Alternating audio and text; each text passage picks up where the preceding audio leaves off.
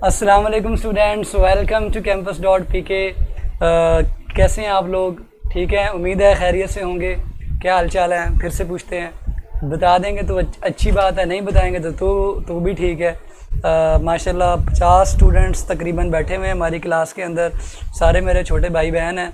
अल्लाह ताला आप सबको अपने अपने टारगेट्स के अंदर कामयाब करें। आज हमारा सेकंड डे। आज हम इंशाल्लाह अपनी नॉर्मल रूटीन के ऊपर चल पड़ेंगे और आप लोगों का इंशाल्लाह आज टेस्ट भी होगा। आज टेस्ट भी होगा जो आज मैं पढ़ाऊंगा। उससे रिलेटेड जो MCQs होंगे वो आपको आपकी स्क्रीन पर शो करवाएंगे। आपने उनके अच्छी तरह आंसर्स जो हैं वो सोच समझ कर हल कर लेने हैं। चलें जी, तो स्टूडेंट्स, कल मैंने आपको कुछ बातें सोचने के लिए दी थी। आप लोगों ने सोची हैं या नहीं है? उम्मीद है सोची होंगी कि एक्चुअली लिविंग ऑर्गेनिजम्स को अल्लाह ताला ने कैसे तख्लीक किया था, कैसे बनाया था। आप लोग उसका जवाब देना स्टार्ट करें। मैं चाय पीता हूँ। हाय हाय, मज़ा आ गया।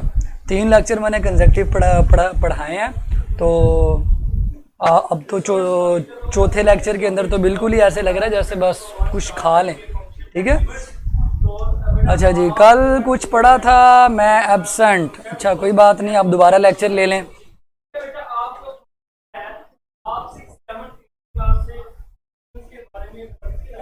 चलें जी, हाँ जी बच्चों, अल्लाह ताला ने लिविंग ऑर्गेनिजम्स को कैसे बनाया? कल हमने पढ़ा कि अल्लाह ताला ने लिविंग ऑर्गेनिजम्स को पानी से बनाया, मिट्टी से बनाया। एक सीक्वेंस था जिसमें लिखा हुआ था कि पहले गैमेट्स थी, फिर ज़ायगोट बना, फिर एम्ब्रियो बना, फिर जो है वो पूरा इंडिविजुअल बन गया। सो बच्चों बताओ ज़रा किस तरह बनाया? केमिकल रिएक्शन से लाइफ स्टार्ट हुई है ह्यूमन से। अच्छा सर, बिग बैंग रिएक्शन। अच्छा जी, टेस्ट जो आज पढ़ाऊँगा वही होगा। ठीक है, हाँ जी।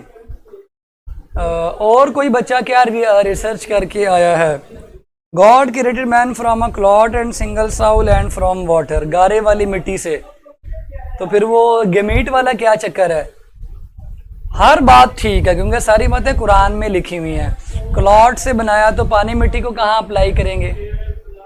केमिकल रिएक्शंस की वजह से बनाया। ये तो कल था नहीं ना आयत में, जो आयत में लिखा हुआ है हम सिर्फ उनको डिस्कस कर रहे हैं। वाटर से बनाया है। अच्छा जी, तो फिर वो मिट्टी कहाँ जाएगी? All organism come from bacteria. How? Today which test can anybody tell me? बेटे जो आज पढ़ाएंगे वही टेस्ट होगा, आप परेशान ना हो। अगर क्लॉट से बनाया तो पानी मिट्टी कहाँ पे अप्लाई करेंगे? मैंने कहा था वो वाकया आप लोगों ने पढ़ के आना है, जिस वाक़े के अंदर वो डिटेल जो है वो लिखी हुई है कि पहले इंसान को कैसे बनाया। ऑब्वियसली पहले जानवरों को भी हो सकता है वैसे ही बनाया हो। अल्लाह ताला के अपने काम है, अल्लाह ताला के अपने जो हैं वो क्या नाम है, कारनामे हैं, खूबियाँ हैं। ठीक है, चलें जी, और कोई बताना चाहे? और कोई बताना चाहे? हाँ जी। वाटर, क्ले एंड हज़रत आदम एंड हवा, ये किस तरह से आपने जो है वो मर्ज किया है? सर सबसे। ये बात तो ठीक है कि सबसे पैदा किया, लेकिन कैसे? इसको समझ लें अच्छी तरह। जो फर्स्ट लिविंग ऑर्गेनिज्म थे, फर्स्ट लिविंग ऑर्गेनिज्म, उनको बनाने के लिए अल्लाह ने क्या किया? मिट्टी और पानी को मिक्स किया। मिट्टी और पानी को जब मिक्स किया तो वो गारा बन गया। गारे से हज़रत आदम अलैहिस्सलाम जो थे उनका वो पूरा जो है वो पुतला बनाया गया, फिर रूह फूंकी गई। सो अल्लाह ने पहले क्या किया? हज़रत आदम अलैहिस्सलाम को मिट्टी और पानी से प्रोड्यूस कर दिया। मिट्टी भी यूज़ की और पानी भी यूज़ किया। ठीक है, क्ले भी यूज़ की प्लस पानी। जब पानी और मिट्टी को मिक्स करते हैं तो गारा बन जाता है। उससे फिर वो आप जो चाहे, बचपन में खेला करते थे ना, हम छोटे छोटे कार्टून्स बनाते थे। सो ये दोनों चीज़ों से अल्लाह ताला ने आदम अलैहिस्सलाम का वो पूरा जो जिस्म था वो बनाया और उसके बाद जो है उसके अंदर रूह फूंक दी। जी, टेस्ट के मार्क्स भी मिलेंगे। ठीक है, अभी आप बीच में क्वेश्चंस ना करें, अब आप बात समझ लें। इसके लिए मैं करता ये हूँ जो मैंने कल भी किया था, हम क्या करते हैं, हम चैट को हाइड कर देते हैं। ठीक है, क्या ख्याल है बच्चों? फिर बच्चे तंग नहीं करेंगे एक दूसरे को। जिन्होंने अच्छी तरह लेक्चर लेना है वो ले सकेंगे। लें जी, लें जी। अब ध्यान करें। सो पहले अल्लाह ताला ने प्रोड्यूस किया, प्रोड्यूस मतलब क्रिएट किया, क्रिएट किया, फर्स्ट टाइम क्रिएट किया लिविंग ऑर्गेनिज्म को, मिट्टी को, इंसान को, जैसे भी है। सेकंड टाइम क्या किया, हज़रत आदम अलैहिस्सलाम बन गए, उनकी पसली से अम्मा हवा अलैहिस्सलाम को बनाया। फिर अल्लाह ने उन दोनों के जरिए रिप्रोडक्शन करवाई। कैसे करवाई? उनकी गमीट्स के जरिए, जब गमीट्स मिलती हैं ज़ायगोट बनता है, ज़ायगोट फिर एम्ब्रियो बनता है, एम्ब्रियो से फिर पूरा इंडिविजुअल। पहले प्रोडक्शन हुई है फर्स्ट टाइम, जब मेल फीमेल बन गए, उसके बाद उनकी प्रोडक्शन नहीं हुई, उसके बाद उनकी रिप्रोडक्शन हुई है। तो रिप्रोडक्शन वो गमीट्स और ज़ायगोट और एम्ब्रियो वगैरह के जरिए हुई है। तो अब आपसे क्वेश्चन है, आप और मैं प्रोडक्शन से पैदा हुए हैं कि रिप्रोडक्शन से? हाँ जी। अब मैं आपकी चैट खोल रहा हूं, तो आपने मुझे जवाब देना है, आप और मैं प्रोडक्शन से पैदा हुए हैं या रिप्रोडक्शन से? हाँ जी बच्चे, कमेंट करके जल्दी से जवाब दें कि मैंने चैट खोल दी है। आप और मैं प्रोड्यूस हुए हैं कि रिप्रोडक्शन के जरिए पैदा हुए हैं? वेरी गुड, शाबाश। साथ साथ चाय भी पिए।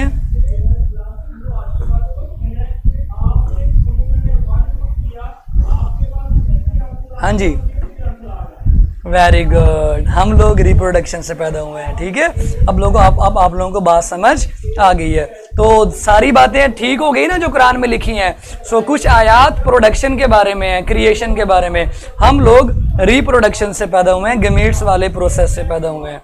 ठीक है, यानी हमारा ज़ायगोट भी बना, एम्ब्रियो बना, हम कुछ अरसे के लिए मदर की बॉडी के अंदर भी रहे, फिर हमारी पैदाइश हुई। चलें अब लिविंग ऑर्गेनिजम्स को एक्सप्लेन करते हैं।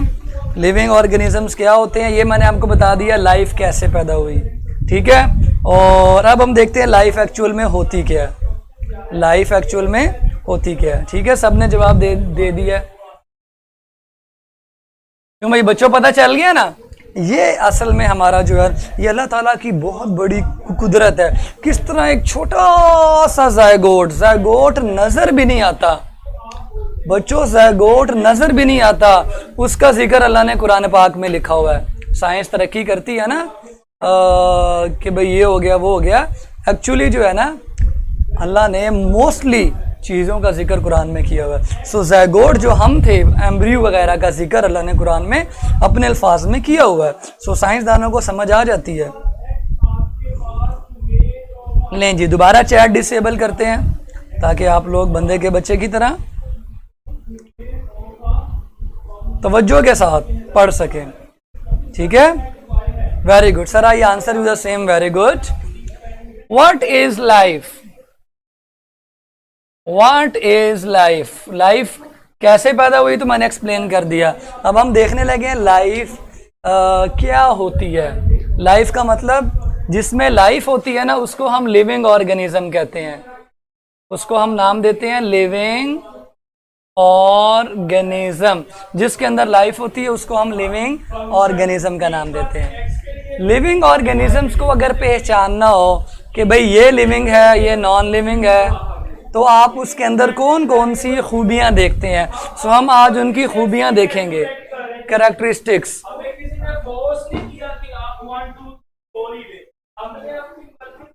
तो लिविंग ऑर्गेनिजम्स को बयान करने के लिए कुछ कैरेक्टरिस्टिक्स हैं जी हमारे पास, जो आपकी बुक में लिखा हुआ है, सेट ऑफ कैरेक्टरिस्टिक्स, जिसको उर्दू में, जो बच्चे उर्दू मीडियम से आए हैं, खूबियां। जिंदा चीजों की कौन सी खूबियां होती हैं जो कि नॉन लिविंग में नहीं हो सकती, वो खूबियां हम डिस्कस करेंगे। तो सबसे पहली खूबी कौन सी है जो जिंदा चीज में होती है और बेजान में नहीं होती? देखें जी, तीसरे पैराग्राफ से मैं आपको पढ़ा रहा हूं कि लिविंग ऑर्गेनिजम्स की खूबियां। दे आर हाईली ऑर्गेनाइज्ड, ये ऑर्गेनाइज्ड होते हैं बहुत ज्यादा और कॉम्प्लेक्स होते हैं। आप अपनी शक्ल देखें, अपने ऊपर एक नज़र मारें, अल्लाह ने आपको कितना ऑर्गेनाइज किया हुआ है। इधर दिमाग रख दिया अल्लाह ने, यहाँ दिमाग रख दिया, इधर दिल रख दिया, अंदर लंग्स रख दिए, ठीक है, इधर बाजू बनाई। एक भी चीज़ आगे पीछे होती तो तरतीब ख़राब हो जाती ना। तो अल्लाह ने हमें बड़ी तरतीब के साथ पैदा किया है। सो तरतीब को कहते हैं ऑर्गेनाइज, और बहुत कॉम्प्लेक्स है, मीन पेचीदा। या आंखें बनाई हैं, पीछे कमर है, नीचे टांगे हैं, टांगे ऊपर होती तो क्या होता, तो हम लोग ना जी पाते। तो बहुत प्यारी तरतीब, ऑर्गेनाइज का मतलब तरतीब के साथ अल्लाह ने पैदा किया किसको, लिविंग को। बेजान चीज़ें इस तरह इतनी ज़्यादा तरतीब से पैदा नहीं हुई हैं। उसके अलावा लिविंग ऑर्गेनिज्म को पहचानने के लिए दूसरी जो मेन खूबी होती है वो सेल्स होते हैं। सेल्स के ज़रिए हम पहचान सकते हैं, जिनके अंदर सेल्स होंगे उनको हम लिविंग कहेंगे, और जिनमें सेल्स नहीं होंगे उनको हम लिविंग नहीं कहेंगे। तो सेल्स, मैनेजमेंट स्टाफ से रिक्वेस्ट होगी कि वो बैटरी को चेंज कर दें। तो सेकंड मेन चीज़ हुई सेल्स। सेल्स जिनके अंदर होंगे, किसी के अंदर एक सेल है, किसी के अंदर ज़्यादा सेल्स हैं, तो जिनके अंदर सेल होता है ना वो जानदार है, जिनमें नहीं है वो बेजान है। सेल्स के बाद हम देखते हैं genetic program. Genetic program, genetic program सिर्फ जानदार चीज़ों में होता है। जेनेटिक प्रोग्राम से मुराद जीन्स हैं, जीन्स जो कि डीएनए पे होती हैं। ये जीन्स सिर्फ आपको लिविंग में मिलेंगी, नॉन लिविंग में जीन्स नहीं होती। हाँ, जीन्स की पैंट तो नॉन लिविंग होती है, लेकिन आमतौर पर जीन्स कहाँ होती हैं, जानदार चीज़ों में, लिविंग ऑर्गेनिजम्स में जीन्स होती हैं जो कंट्रोल कर रही होती हैं सारी चीज़ों को। उसके अलावा एनर्जी का इस्तेमाल, एनर्जी को हासिल भी कर सकता है, एक्वायर मीन हासिल भी कर सकता है जानदार, और उसको इस्तेमाल भी कर सकता है। हासिल भी कर सकता है, इस्तेमाल भी कर सकता है। लेकिन इनमें से कुछ ऐसी चीज़ें होती हैं जो बेजान में, जैसे एनर्जी जो है, ये बिजली भी है, इलेक्ट्रिकल एनर्जी, वो तो बेजान है। आप देखते हैं ना पंखा चलता है एनर्जी से, पंखा बेजान है लेकिन चलता है, उसके अंदर एनर्जी है। सो इतने करैक्टर्स काफ़ी नहीं है, हमें और करैक्टर्स बताने पड़ेंगे। इसको अंडरलाइन कर लें ताकि पता चल जाए। और करैक्टर बताने पड़ेंगे, मज़ीद करैक्टर। तो मज़ीद करैक्टर्स के अंदर मेटाबॉलिज्म है, मेटाबॉलिज्म है यानी रिएक्शंस हो सकते हैं। रिएक्शंस आपकी बुक में लिखा है कैरी आउट न्यूमरस रिएक्शंस, मैंने उसका नाम क्या रखा, आप भी अपनी बुक में रिएक्शंस को मेटाबॉलिज्म का नाम दें। मेटाबॉलिज्म बायो के अंदर होने वाले रिएक्शन। सो बैटरी चेंज कर दी गई, आई एम बैक। सो जहाँ रिएक्शन लिखा है आप उसको नाम दें मेटाबॉलिज्म, क्योंकि लिविंग ऑर्गेनिज्म जानदारों के अंदर जो रिएक्शन होते हैं उनको मेटाबॉलिज्म कहते हैं। लेकिन कुछ रिएक्शन सेल के अंदर रिएक्शन हो रहे होते हैं जो बैटरी नहीं होती, गाड़ियों में डलती है, क्लॉक में डलती है। सो अभी भी चीज़ें पूरी नहीं हुई, और करैक्टर बताएं, और बताएं, और खूबियां बताएं। सो अब ऐसी खूबी बता रहा हूं जो बेजान में हो ही नहीं सकती। मसलन ग्रोथ, कभी पंखे को देखा है कि उसका साइज लंबा हो गया, उसका कद लंबा हो गया, या ये कप है, कभी देखा इसके अंदर चाय बढ़ गई खुद ब खुद, कप का साइज बड़ा हो गया? नहीं। बिरयानी की देग बड़ी हो गई खुद ब खुद? नहीं हो सकती, क्योंकि वो बेजान है। लिविंग और जानदार चीज़ों में सिर्फ ग्रोथ हो सकती है।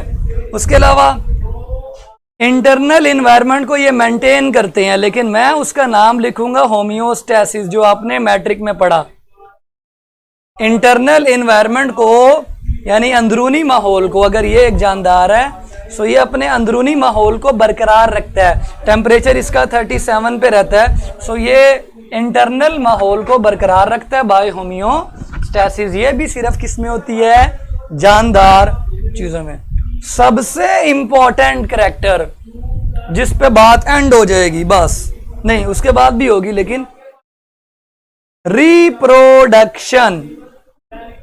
रिप्रोडक्शन ऐसी खूबी है बच्चों जो कि होती ही जानदार के अंदर है।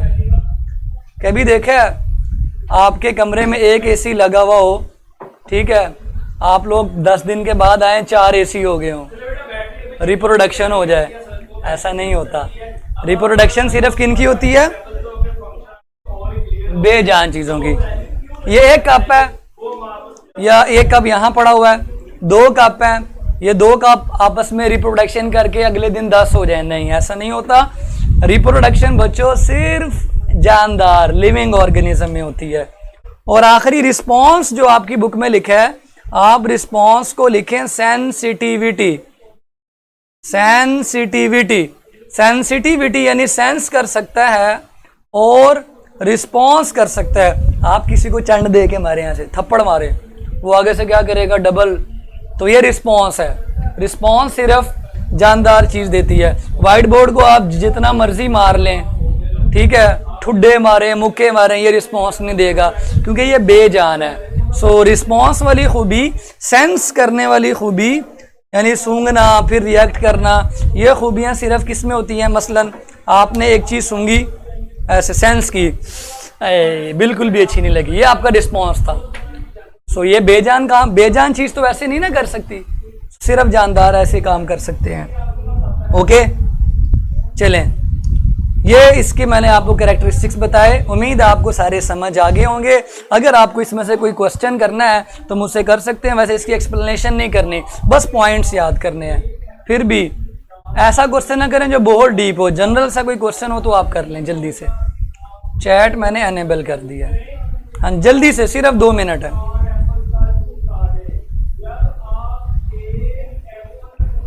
हाँ जी बच्चों, एनी क्वेश्चन?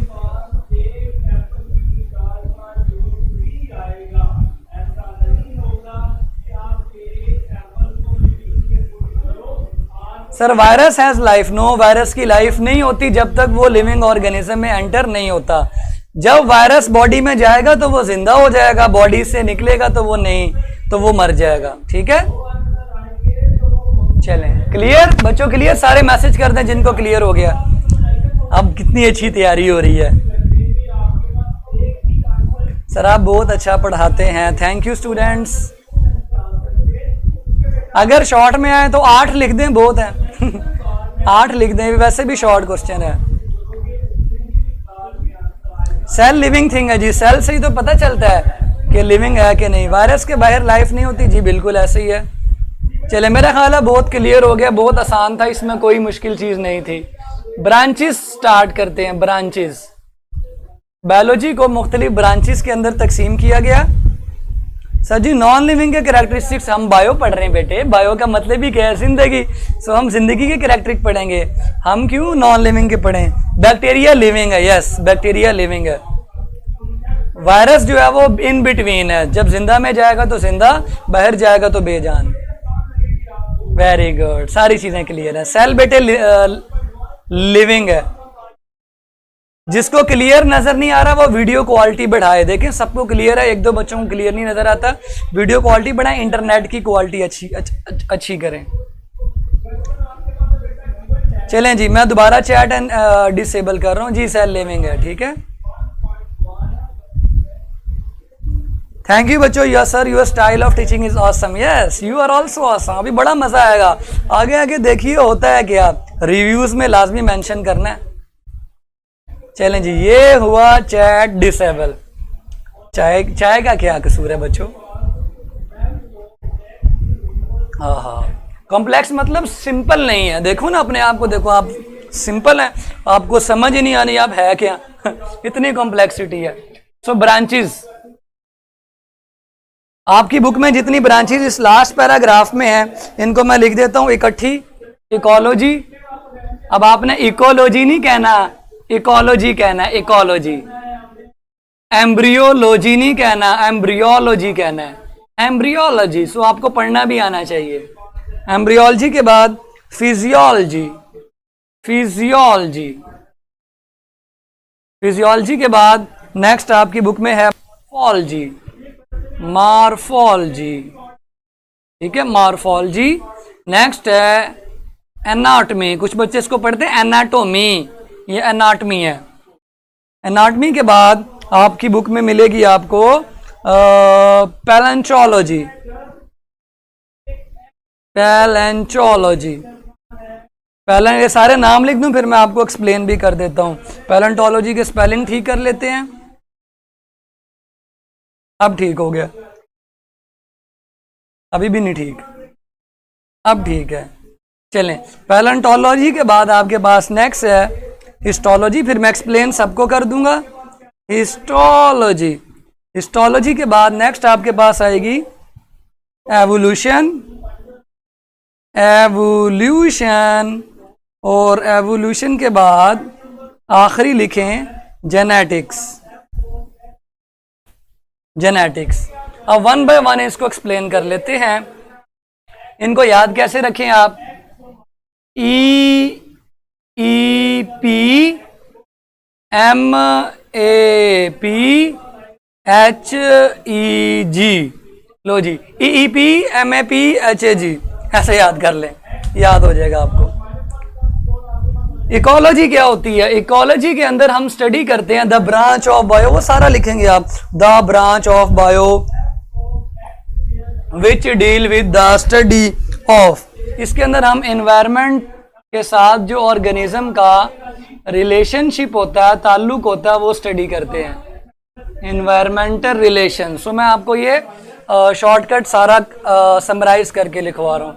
एम्ब्रियोलॉजी के अंदर हम स्टडी करते हैं डेवलपमेंट। आप और मैं पहले जायगोट एम्ब्रियो थे, डेवलप होके पूरा इंडिविजुअल बन गया, ये पूरा प्रोसेस डेवलपमेंट है। फिजियोलॉजी के अंदर आप फंक्शन स्टडी करते हैं, फंक्शंस, बॉडी के फंक्शन, दिल क्या करता है, लंग्स क्या करते हैं, गुर्दे क्या करते हैं। सो ये सारा कुछ आप इसमें स्टडी करते हैं। इसके अंदर आप स्टडी करते हैं फॉर्म को, फॉर्म मीन शक्ल, शक्लो सूरत कैसी होती है, शक्लो सूरत। एनाटॉमी के अंदर आप अंदर खोल के चेक करते हैं, इंटरनल स्ट्रक्चर खोल के चेक करते हैं कि अंदर क्या। मसलन दिल को खोलेंगे, दिल के अंदर कितने वॉल हैं, दिल के अंदर कितने खाने हैं, गुर्दे के अंदर कितने पार्ट्स हैं, खोल के चेक करेंगे। सो वो एनाटॉमी है। पैलेंटोलॉजी में पैलियो का मतलब लिखो वेरी ओल्ड, ये बच्चों को भूल जाता है, बाकियों का तो आपने मतलब पढ़ा हुआ है। पैलियो का मतलब होता है वेरी ओल्ड। तो वेरी ओल्ड कौन होते हैं? फॉसिल्स होते हैं जो किसी चट्टान में, किसी जमीन के अंदर बच गए। हिस्टोलॉजी में हिस्टो का मतलब टिश्यूज, टिश्यूज की study, muscular tissue, nervous tissue, connective tissue, ये सारा कुछ आपने पढ़ा हुआ है। एवोल्यूशन में आप एंसेस्टर्स की हिस्ट्री चेक करते हैं। एंसेस्ट्रल, एंसेस्टर कहते हैं अबव अजदाद को, अबव अजदाद को, एवोल्यूशनरी अबव अजदाद कौन थे, ठीक है। तो एंसेस्ट्रल हिस्ट्री को चेक करते हैं, स्पेलिंग ठीक करें, एंसेस्ट्रल हिस्ट्री के मसलन ए से बना बी, बी से बना सी, सी से बना डी, डी का एंसेस्टर सी है, सी का एंसेस्टर बी है, बी का एंसेस्टर ए है, यानी ये इसका अब्बा, ये इसका अब्बा, ये इसका अब्बा। तो ये हिस्ट्री एवोल्यूशन में पता चलेगी। और जेनेटिक्स के अंदर आप जीन्स की स्टडी करते हैं। जीन्स का मतलब आप इसके अंदर इनहेरिटेंस वगैरह को स्टडी करते हैं, जिसको हम हेरिडिटी कहते हैं, वरासत, वरासत को स्टडी करते हैं, जीन्स को स्टडी करते हैं, वालदैन से औलाद में जो चीज़ें मुंतकिल होती हैं, ठीक है। इसमें से अगर किसी ने कोई क्वेश्चन करना है तो आप कर सकते हैं, ठीक है। साथ साथ मैं भी आपसे कुछ क्वेश्चंस करूंगा। तो मेरा पहला क्वेश्चन है बच्चों आपसे, मेरा पहला क्वेश्चन है, आपने इसका जवाब देना है। अगर आपने ये जो मसल्स है ना, ये जो बाजू के अंदर मसल्स होते हैं, ये मसल आपने खोला, आपको इसके अंदर बड़े बड़े मसल सेल्स नजर आए, क्या नजर आए? Muscle cells. तो बताओ ये किस ब्रांच के अंदर आएगा? इनमें से किस ब्रांच के अंदर आएगा, ठीक है। हाँ जी बच्चों, जी एग्जाम्पल लिखनी है, एग्जाम्पल आपको मैंने साथ साथ बताई है, आप नोट कर लें। अगर मैं कहूँ कि मसल्स के जो सारे सेल हैं, स्टडी ऑफ मसल के इसमें सेल्स कौन कौन से हैं और सेल्स कैसे हैं, तो ये किसके अंदर आएगा? मस्कुलर टिश्यू की स्टडी किस में आएगी? अगर मैं ये खोलूँ muscular tissue, muscular tissue, very good, muscular tissue की स्टडी हिस्टोलॉजी में आएगी। अगर मैं आपसे पूछता हूँ अगर मैं आपसे पूछता हूँ आँख के अंदर जो लेयर्स हमने पढ़ी, outer layer, inner layer, middle layer, अब आपने आँख को खोल दिया है, अब आपको जब खोलते हैं तो ये किस में आएगा, ये अब एनाटॉमी में आएगा, इंटरनल स्ट्रक्चर एनाटॉमी में आएगा। ठीक है, ये पेज नंबर 1 के लास्ट पैराग्राफ में है सारी ब्रांचेस। ठीक है बच्चों, पेज नंबर 1 के लास्ट पैराग्राफ में, कराची के जो हैं उनकी बुक में नहीं होंगे, ये पंजाब बोर्ड की बुक में पढ़ा रहा हूँ।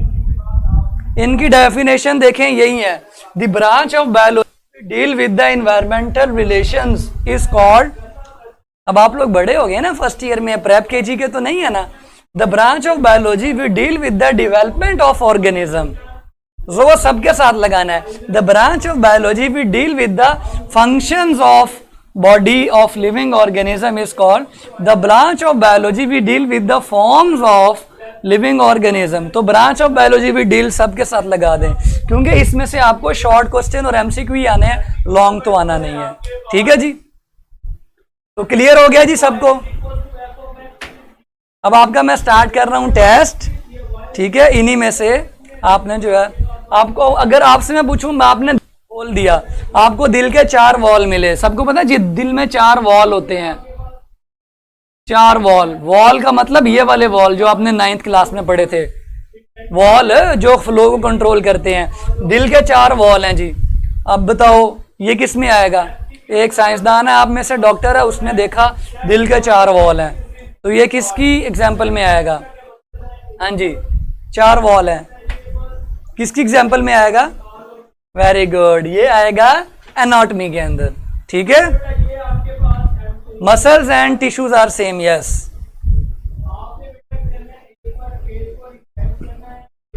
चलें जी, वेरी गुड, एनाटॉमी में आएगा। दिल के 4 वॉल है, एनाटॉमी। मैं आपसे पूछता हूं जी कि आपकी आंख का जो साइज है, आपकी आंख का साइज है वो 1.5 इंच है, तो ये किस में आएगा? ये मॉर्फोलॉजी में आएगा। तो मैंने आपको सारी एग्जांपल्स ज़बानी बताई हैं, अब आपको मैं बता रहा हूं, आपने इनको लिखना है। ये आपकी असाइनमेंट है, आपसे काम करवाना शुरू कर दी हमने साथ ही। मैंने सबकी एग्जांपल्स आपको बताई हैं मुंह ज़बानी, सो आपने कल लिखनी है, मैं चेक करूंगा, आपसे पूछूंगा। सो जिसकी नहीं लिखी होंगी फिर मैं कल आपको बता दूंगा।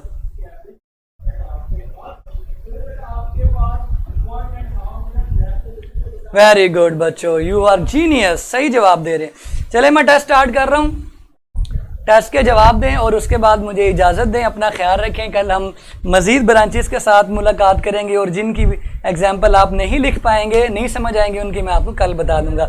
परेशान बिल्कुल नहीं होना, घबराना नहीं है। ठीक है बच्चों, इंशाल्लाह घबराना नहीं है, डॉक्टर बनेंगे सारे आप लोग, घबराना नहीं है। पेज पे लिखनी है, ठीक है, पेज पे लिख लेनी है, आपको इंशाल्लाह काम आएंगी, या बुक पे ही लिख लें। मैं पूछूंगा आपसे, जो बताएगा फिर मैं उसको सबमिट नहीं करवानी बच्चों, सबमिट नहीं करवानी, अपनी बुक पे वैसे ही लिख लेनी है। ठीक है, मैं सिर्फ ज़बानी पूछूंगा। चलें जी, टेस्ट स्टार्ट कर रहे हैं आपका। आपने ध्यान से इस टेस्ट को सॉल्व करना है और मुझे इजाज़त दें, इंशाल्लाह हम कल मिलेंगे। कल तक के लिए मुझे इजाज़त दें, अपना ख्याल रखें, ढेर सारा रिव्यूज़ लाजमी अपलोड करें और सबके लिए दुआ करें। अल्लाह हाफिज़।